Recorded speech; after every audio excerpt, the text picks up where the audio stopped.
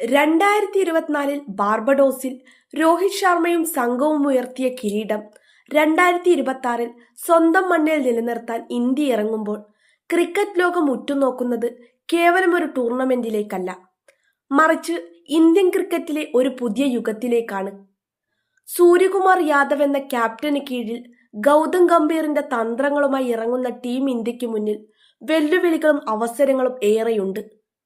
2026 ഫെബ്രുവരി 7 മുതൽ മാർച്ച് 8 വരെ ഇന്ത്യയിലും ശ്രീലങ്കയിലുമായി നടക്കുന്ന ഈ ക്രിക്കറ്റ് മാമാങ്കം എന്തുകൊണ്ട് ഇന്ത്യക്ക് നിർണായകമാകുന്നു?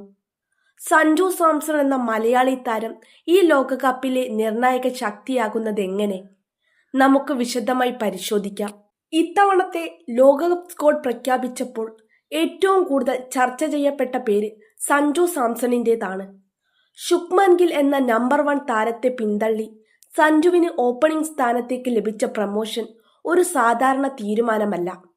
ഇത് സെലക്ടർമാർ അദ്ദേഹത്തിൽ അർപ്പിച്ചിരിക്കുന്ന വിശ്വാസത്തിന്റെ തെളിവാണ്. വൈസ് ക്യാപ്റ്റൻ സ്ഥാനത്തേക്ക് പോലും പരിഗണിക്കപ്പെട്ടിരുന്ന ഗില്ലിനെ മറികടന്ന് സഞ്ജുവിനെ ടീമിലെടുത്തത് അദ്ദേഹത്തിന്റെ അറ്റാക്കിംഗ് ശൈലി ഇന്ത്യൻ പിച്ചുകളിൽ അനിവാര്യമാണെന്ന തിരിച്ചറിവ് കൊണ്ടാണ്. പവർ പ്ലേ ഓവറുകളിൽ ഫീൽഡ് നിയന്ത്രണങ്ങൾ മുതലെടുത്ത് സ്കോർ ഉയർത്താനുള്ള സഞ്ജുവിന്റെ കഴിവ് ഇന്ത്യയുടെ ഗെയിം പ്ലാനിന്റെ നട്ടെല്ലാണ്. ഇടം കയ്യനായ അഭിഷേക് ശർമ്മയും വലം കയ്യനായ സഞ്ജുവും ചേരുന്ന ഓപ്പണിംഗ് സഖ്യം ബൗളർമാർക്ക് തലവേദനയാകും. സ്പിന്നർമാരെയും പേസർമാരെയും ഒരുപോലെ പ്രഹരിക്കാൻ ശേഷിയുള്ള സഞ്ജു അഭിഷേകിന് ക്രീസിൽ നിലയുറപ്പിക്കാൻ സമയം നൽകുകയും ചെയ്യും. ഋഷഭ് പന്തിന്റെ അഭാവത്തിലോ അല്ലെങ്കിൽ സ്പെഷ്യലിസ്റ്റ് ബാറ്റർ എന്ന നിലയിലോ സഞ്ജുവിന്റെ റോൾ വളരെ വലുതാണ്. മുൻനിര തകർന്നാൽ ഇന്നിംഗ്സ് ബിൽഡ് ചെയ്യാനും അവസാന ഓവറുകളിൽ ഫിനിഷ് ചെയ്യാനും സഞ്ജുവിനാകും. ഈ ലോകകപ്പ് സഞ്ജുവിനെ സംബന്ധിച്ചിടത്തോളം ഒരു സാഹചര്യമാണ്. സ്ഥിരതയില്ലെന്ന വിമർശകർക്കുള്ള മറുപടി സ്വന്തം മണ്ണിൽ വെച്ച് തന്നെ നൽകാൻ ഇതിലും മികച്ച അവസരമില്ല. ലോകകപ്പ് സ്വന്തം നാട്ടിലാണെന്നത് ഇന്ത്യക്ക് വലിയ ആനുകൂല്യമാണ്. എന്നാൽ എല്ലാത്തിനും രണ്ട് വശങ്ങളുണ്ട്. ഇന്ത്യയിലും ശ്രീലങ്കയിലുമായാണ് മത്സരങ്ങൾ. സ്വാഭാവികമായും പിച്ചുകൾ സ്പിന്നിനെ തുണയ്ക്കും. കുൽദീപ് യാദവ്, വരുൺ ചക്രവർത്തി, അക്സർ പട്ടേൽ എന്നിവരടങ്ങുന്ന സ്പിന്നിര ലോകത്തിലെ തന്നെ ഏറ്റവും മികച്ചതാണ്.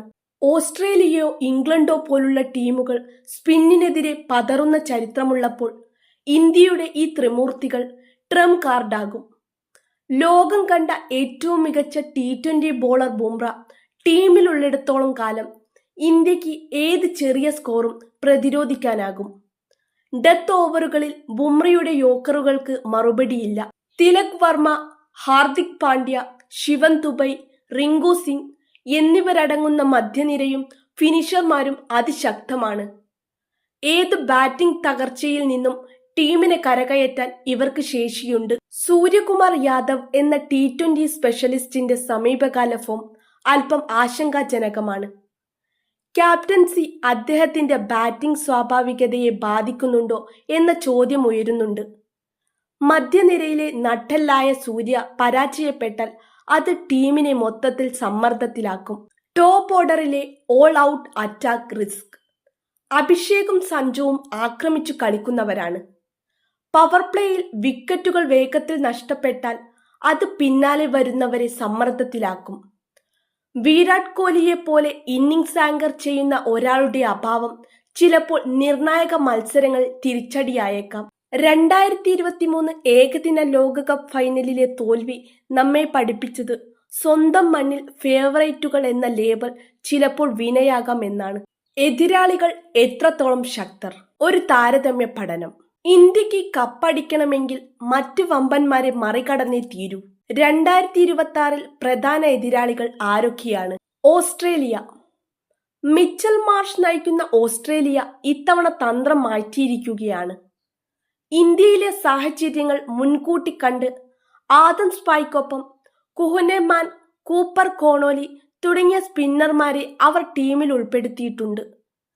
പാറ്റ് കമ്മിൻസും ഹേസൽവുഡും നയിക്കുന്ന പേസ് നിര ശക്തമാണെങ്കിലും മധ്യ ഓവറുകളിൽ ഓസീസിനെ പിടിച്ചുകെട്ടാൻ ഇന്ത്യക്ക് സാധിക്കും. ഓസ്ട്രേലിയയുടെ ബാറ്റിംഗ് നിര സ്പിന്നിനെതിരെ പതറാൻ സാധ്യതയുണ്ട്. വരുൺ ചക്രവർത്തിയെ പോലൊരു മിസ്റ്ററി സ്പിന്നർക്ക് മുന്നിൽ മാക്സൽ അടക്കമുള്ളവർ വീഴാം. ഇംഗ്ലണ്ട്.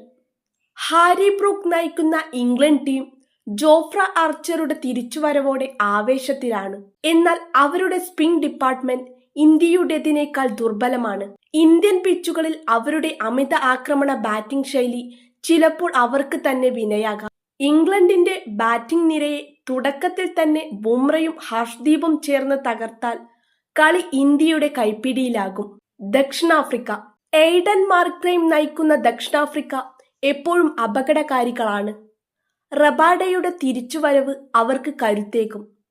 എന്നാൽ ട്രിസ്റ്റൻ സ്റ്റബ്സിനെ പോലൊരു മികച്ച T20 താരത്തെ ഒഴിവാക്കിയത് അവർക്ക് തിരിച്ചടിയാകാൻ സാധ്യതയുണ്ട്.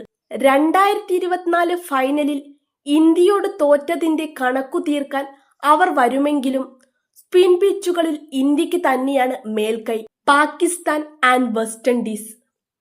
പാകിസ്ഥാൻ ഏത് നിമിഷവും അത്ഭുതങ്ങൾ കാട്ടാൻ കെൽപ്പുള്ളവരാണെങ്കിലും അവരുടെ സമീപകാല ഫോം വളരെ മോശമാണ്. വെസ്റ്റ് ഇൻഡീസ് ആകട്ടെ ടെസ്റ്റ് ക്രിക്കറ്റിൽ തകർച്ച നേരിടുന്നുണ്ടെങ്കിലും T20യിൽ അപകടകാരികളാണ്.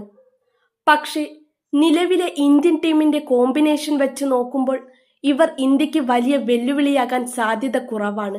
ഇന്ത്യക്ക് കപ്പടിക്കാൻ കഴിയുമോ? എല്ലാ കണക്കുകളും പരിശോധിക്കുമ്പോൾ 2026 ലോകകപ്പിൽ ഇന്ത്യ തന്നെയാണ് ക്ലിയർ ഫേവറേറ്റ്സ്. അതിന് പ്രധാന കാരണങ്ങൾ ഇവയാണ്.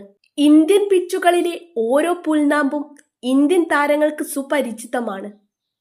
സഞ്ജുവിനെ പോലുള്ള സ്ഫോടനാത്മകമായ ഓപ്പണർ, സൂര്യയെ പോലുള്ള മധ്യനിര താരം, ബുംറയെ പോലുള്ള ഡെത്ത് ഓവർ സ്പെഷ്യലിസ്റ്റ്, ഒപ്പം ലോകോത്തര സ്പിന്നർമാർ. ഇത്രയും ബാലൻസ്ഡായ മറ്റൊരു ടീം ഈ ടൂർണമെന്റിലില്ല. എന്നിരുന്നാലും നോക്കൌട്ട് മത്സരങ്ങളിലെ സമ്മർദ്ദം അതിജീവിക്കുക എന്നതാണ് പ്രധാനം. ഗ്രൂപ്പ് ഘട്ടങ്ങളിൽ ചാമ്പ്യന്മാരാവുകയും സെമിയിലോ ഫൈനലിലോ കാലിടറുകയും ചെയ്യുന്ന പതിവ് ഇന്ത്യ മാറ്റേണ്ടതുണ്ട്. ചുരുക്കത്തിൽ സഞ്ജു സാംസൺ എന്ന മലയാളി താരം തന്റെ കരിയറിലെ ഏറ്റവും മികച്ച ഫോമിലേക്ക് ഉയരുകയും സ്പിന്നർമാർ തങ്ങളുടെ ജോലി ഭംഗിയായി നിർവഹിക്കുകയും ചെയ്താൽ 2026 മാർച്ച് 8 അഹമ്മദാബാദിലോ കൊളംബോയിലോ നടക്കുന്ന ഫൈനലിൽ നീലക്കുപ്പായക്കാർ വീണ്ടും ലോകകപ്പ് ഉയർത്തും എന്ന് തന്നെ വിശ്വസിക്കാം. ഇത് ഇന്ത്യയുടെ മാത്രം ലോകകപ്പല്ല, സഞ്ജു സാംസൺ എന്ന പോരാളിയുടെ കൂടി ലോകകപ്പാണ്. കാത്തിരിപ്പുകൾ അവസാനിക്കുകയാണ്. പന്തിനി ബൗണ്ടറി ലൈനുകൾക്കപ്പുറത്തേക്ക് പറക്കട്ടെ. Come on India, bring it home again.